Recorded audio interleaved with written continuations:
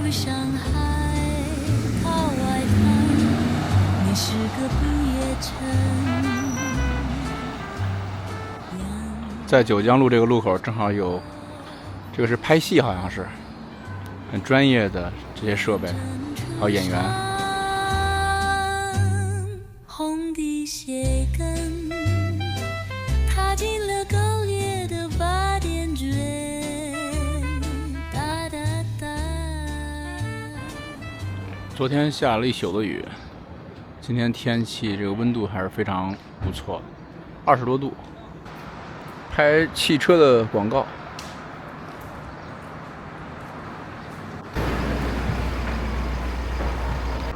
回头望过去，这条路就是九江路，也就是我们之前走过的上海人称的二马路，可以看到东方明珠。旁边那条马路呢，就是南京东路。过了一个路口呢，就到了今天我们要去的一个地方。这个街区就叫做新闻历史文化街区，相信大家已经知道我们要去哪里了。大家可以看到，南京东路是大马路，九江路二马路，汉口路三马路，福州路4马路。我们今天就去位于汉口路和山东中路交界的申报馆。现在是早上的8点35分，小白之前呢，跟大家都走了外滩啊、南京路啊这些浮于表面的这些街道，包括这些2、3马路。那么接下来我们探索一下这些小马路当中的一些好逛的地方。那么首先呢，第一站我们先来到汉口路的这个申报馆，在这里吃个早餐。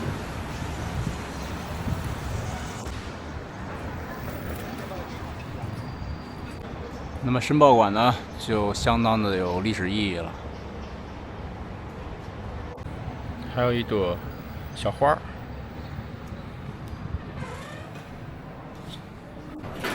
它的 brunch 时间是10点到下午3点，跟下午茶一起了。下面是申报馆的一些历史介绍。那些曾存在于上海的报刊，在上海汉口路309号，伫立着一幢历经100年的欧式老建筑，这里就是曾经中国新闻界的宇宙中心——申报馆。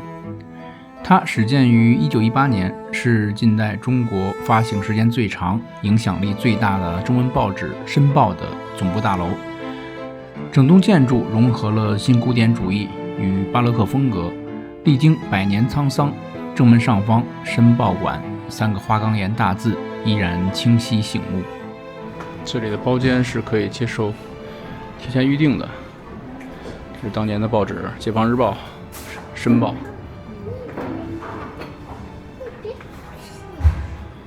哇，这里面还挺大的。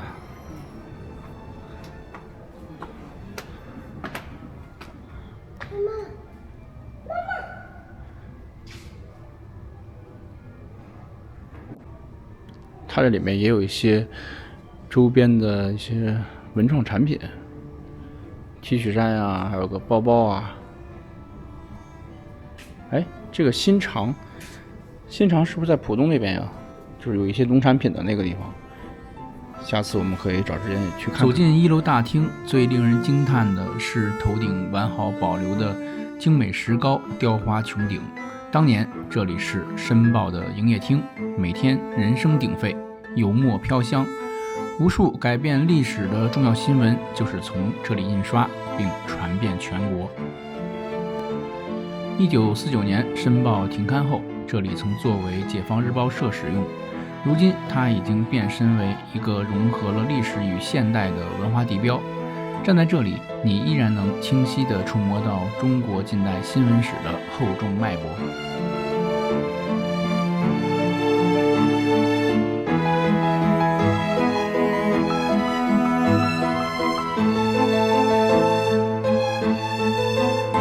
每张桌子上还都有一个申报的从创刊到中刊的介绍。申报馆建于1918年。它的早餐呢，现在只有这一款，要等到10点的时候又不让吃，会选择多一些。这个是餐厅的菜单。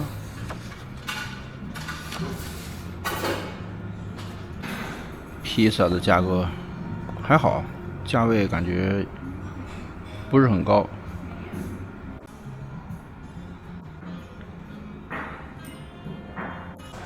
世贸馆的一进门呢，这有一张海报，这个报纸是《纽约时报》，照片呢是拍摄于1947年。那么之前的这个驻华分社设立于世贸馆内，然后25年的时候，现在的社长执笔撰文，回望分社在中国的100年历程，那么把这份报纸赠予了这个餐厅。现在这个报纸呢就在餐厅的2楼，大家可以去阅读一下。现在好像飘起了小雨。那么这家餐厅呢也是非常的有意思，它是15年开的，是由数十位的复旦这个校友集资，然后这个开办的这家叫做 The Press 的餐厅。像它旁边的这个燃记也都是比较有名的，还有身后的新旺茶餐厅，包括这个永丰面馆，也是米其林餐厅。山东中路这边的老房子，大家可以看看都已经拆迁了。之前我们来拍九江路的时候就是这个样子。解放园在这里曾宣告大上海全部解放。当天创刊的这个《解放日报》是从这个路口发向了全市。旁边老房子的这些宣传画也都是关于申报馆的一些老照片和当年室内的这个场景。这个墙上的地图就很具象化了，看看2马路、3马路、4马路。那么我们现在经过河南中路，沿着汉口路去一个之前一直想去的地方——圣三一教堂。在圣三一教堂的后面呢，这是一个圣三一教堂院长住宅，1928年建成的。大家如果来这边呢，基本上就可以从南京东路走过来，一个路口吧，非常近。旁边大家可以看到，这个就是非常非常漂亮的圣三一教堂。现在这个时间段呢，我们是可以进去参观的。然后一会儿应该是有礼拜，在10点钟吧。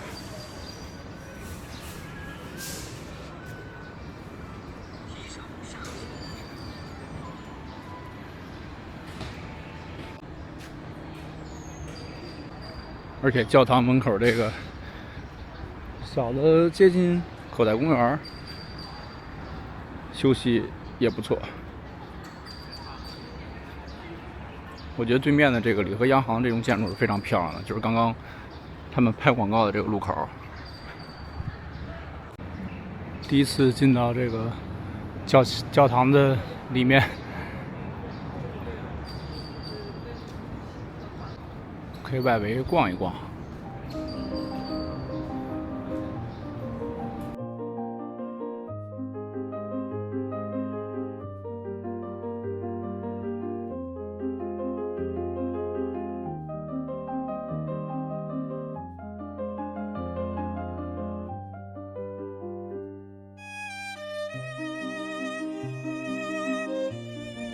在外滩闹市的绿地之中，有这样一座美到让人窒息的玫红色教堂，它就是圣三一堂。作为上海现存最古老的基督教堂，它简直是维多利亚哥特式美学的巅峰之作。阳光洒在长长的欧式柱廊和清水红砖墙上，自带一种古典胶片的电影感。如果你能有幸走进它的内部，一定会被那繁星点缀的半穹顶和熠熠生辉的彩色玻璃圣画所震撼。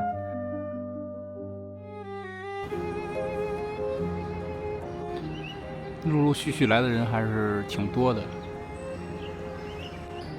刚刚在里面坐了大概几分钟，这应该是我除了去那个巴黎圣母院，然后在国内第一次坐到里面这种教堂里面，感受还是这种蛮肃静的。然后它10点是有礼拜。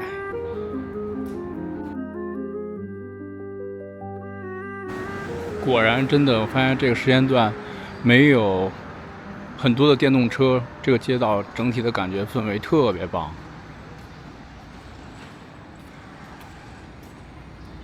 所以可见这些乱七八糟的电动车给我们造成了多少的视觉污染。大家可以看看这个街道。但是呢，我们镜头一转，你看路边停了这些乱七八糟的电动车，然后还有停在这个路边的，一下视觉的这种街道效果就差很多。应该有很多人来旅游都经过旁边的这个圣三一教堂，但是可能你们都没有机会进去过。今天小白给大家打卡了一下，参观一下内部是一个什么样子的。接下来下一站我们就要到马路对面的这个老市府，从这边望过去可以看到海关大楼。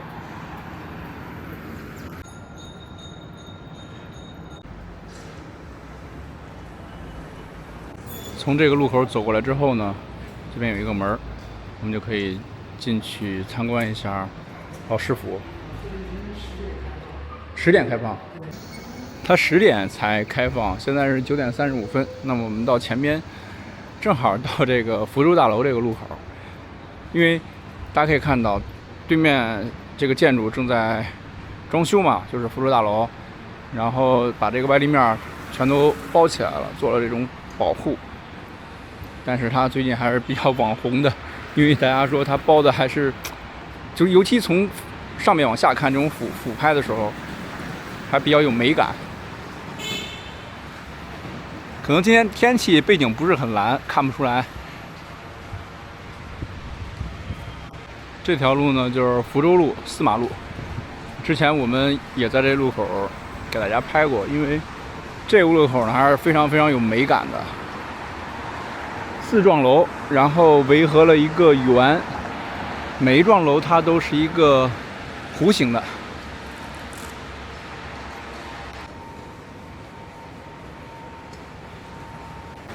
有没有像之前一个艺术家包裹那个凯旋门的那个艺术作品？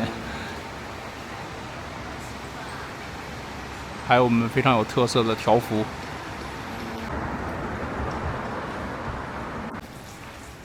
在等去老市府这个时间呢，跟大家在旁边溜达溜达，正好下了蒙蒙雨。工作日的时候，其实就是这些小街道，我觉得会更繁忙，因为有上班的，有很多办公楼，然后送外卖的呀，这些上班族电动车就特别的繁忙，在这个小路上就感觉特别的拥挤。看今天还下了小雨，然后周末早上特清静。这栋楼也蛮有特色的。这栋楼呢是1907年建成的，也是洋行大楼，文艺复兴式的，真挺漂亮的这种建筑。四经小区，这都是外滩旁边的小弄堂。小猫咪，我怎么每次拍视频都能碰到很多小猫？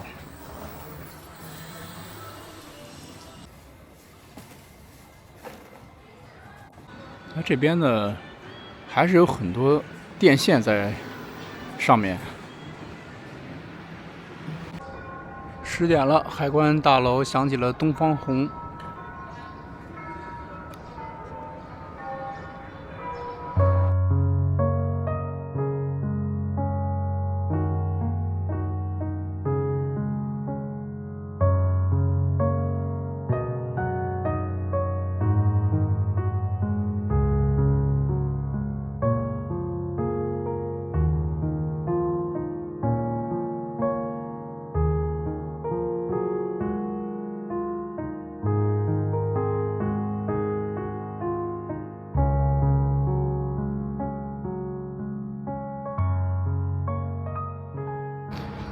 这个教堂正好10点有礼拜，然后门口是他们的一个仪式吧，准备要进去了。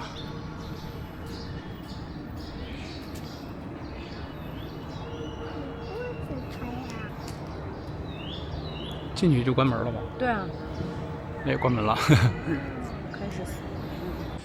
全民造园，我来为城市花园提案。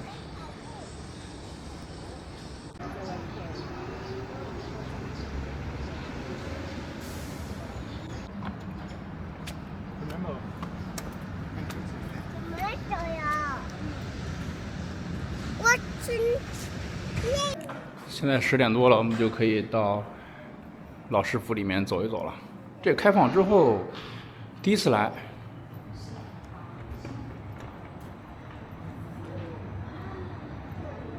哇，这里面还挺干净的，然后有点像外滩园的那边那个里面一个小广场那种感觉。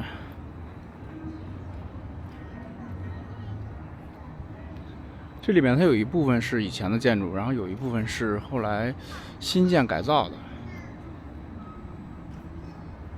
我们沿着这绕一圈，哎，这个装置雕塑艺术品是不是那个达利的那个钟啊？我看这个马，然后马背上有一个钟流淌在它的这个背上。这边也有入口。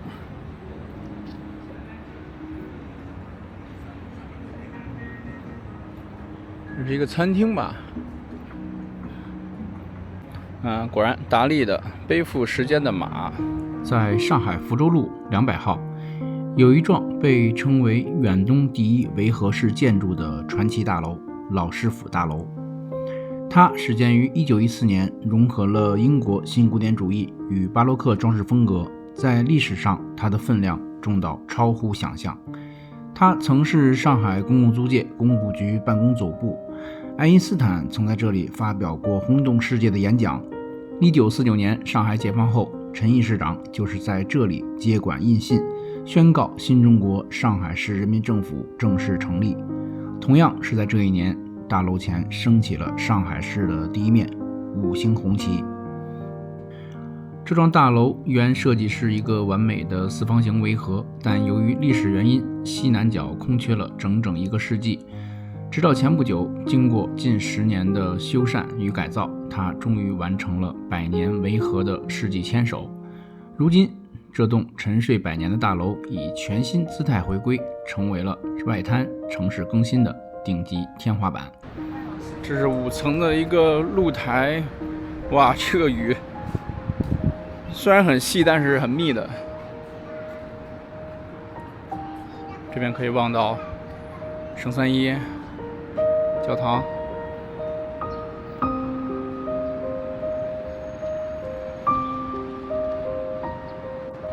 可以沿着5层这个走廊转一圈，走到了刚刚我们看到那个路口福州大楼。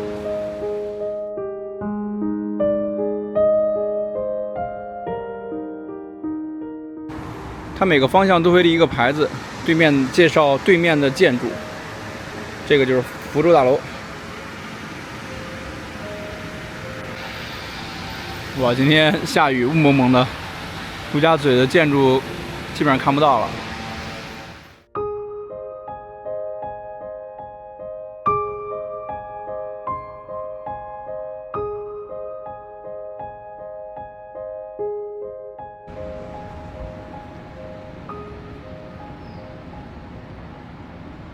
雨变大了，我后面就是圣三一。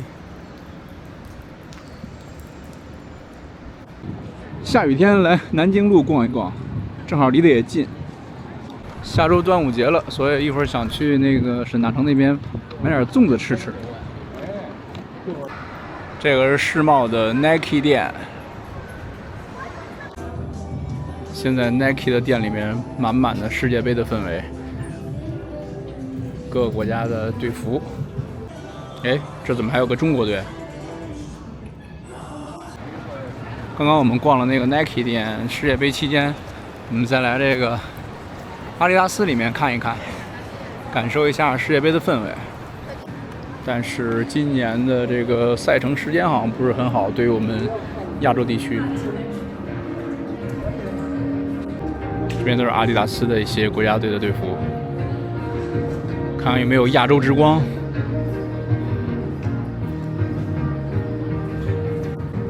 这边全是日本队的，这件衣服蛮好看的。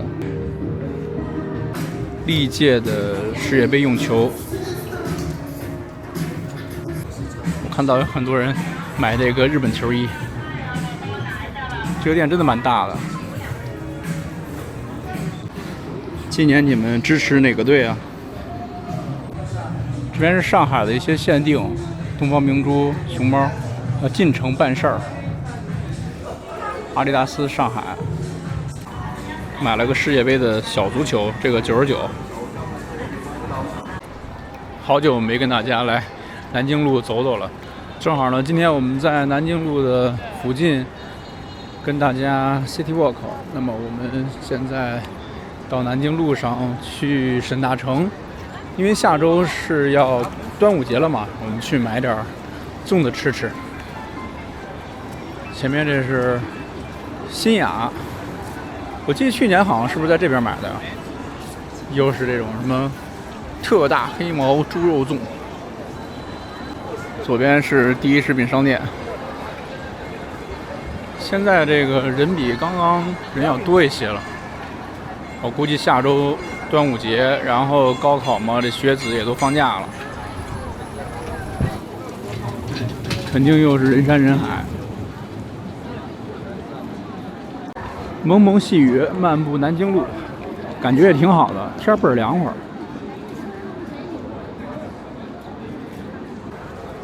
前面就更热闹了，找机会，我们端午节要跟大家再走一走南京路，看个夜景。来沈大成这边今天人不多，去看看有什么口味的粽子，但是我还是想买最普通的，买点青团吧。那边人少啊，这边。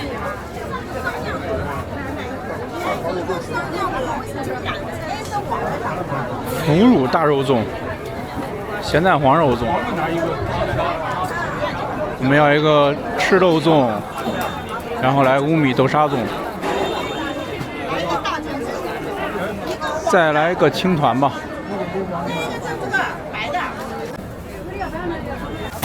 你好，一个赤肉粽，一个乌米豆沙粽，然后再来一个青团，一个双酱团。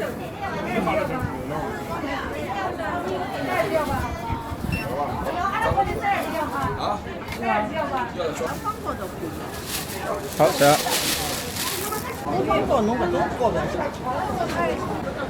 买了2款粽子，然后还有双酱团跟青团，回去品尝一下。其实我还是比较喜欢都南京东路的，因为它这边不像有些其他城市那种，可能都是说什么骗游客呀。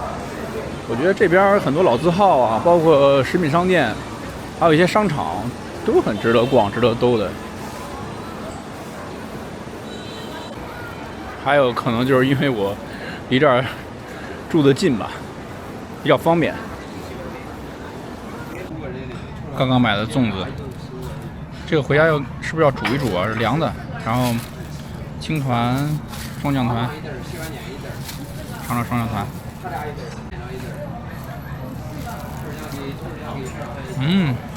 好吃。来口青团。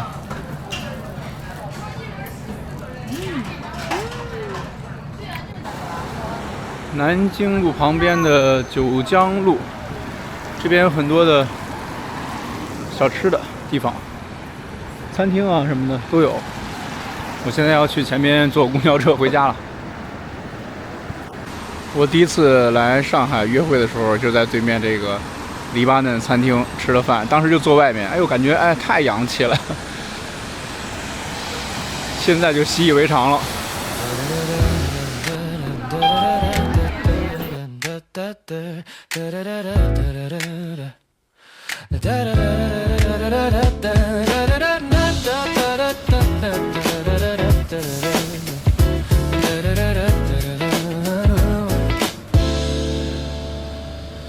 的钟声敲破清晨的雾，南京路你红叶抹脚步。